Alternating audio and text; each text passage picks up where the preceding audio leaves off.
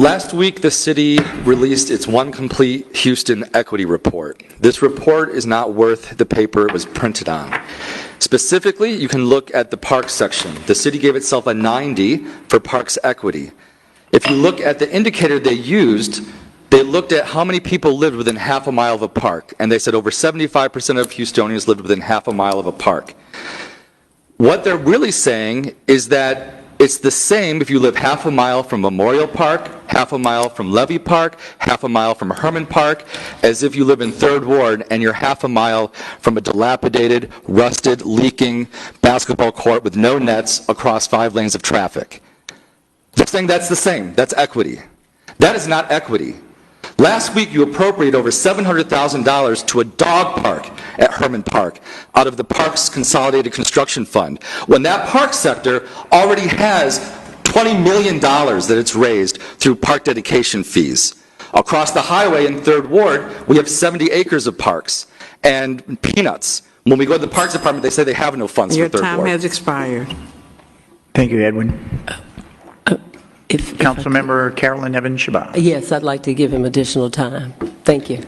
If the city cared about equity, the legal department would be working to revise the Parks and Open Spaces Ordinance so that funding could be spent citywide from those park sectors and not be redlining and trapping money in the wealthiest park sectors like River Oaks and Midtown and the Museum District, where they have $20 million they've raised and they're still getting money from parks for dog parks. And if they did that, we'd be able to access funding for things like the Columbia Tap Trail, and we'd actually be able to promote real equity where we have access to quality parks for everyone, not just half a mile from anything the city considers a park.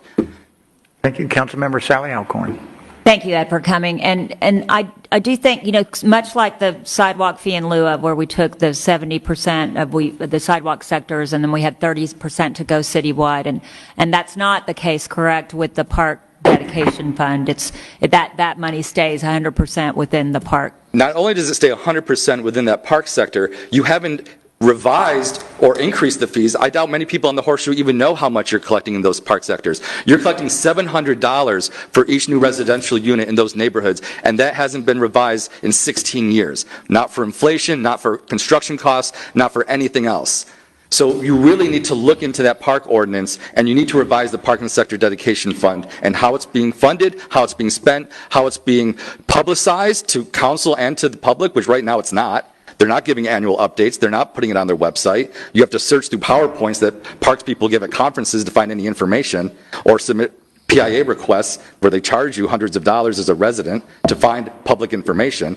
So it needs to be taken seriously as you take a dog park. Well, certainly those amounts should be public. I mean, that's public money, and we should have that readily available. Thank you. Thank you, Edward. Next speaker.